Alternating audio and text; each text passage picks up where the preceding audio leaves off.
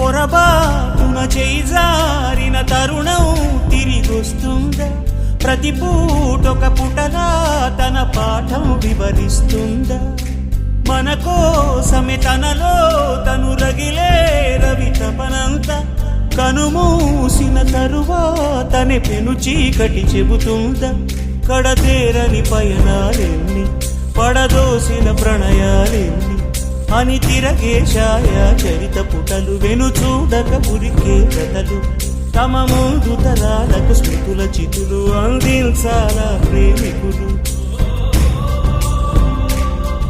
ఇది కాదే విధిరాత, అనుకోదేం ఎదురీత.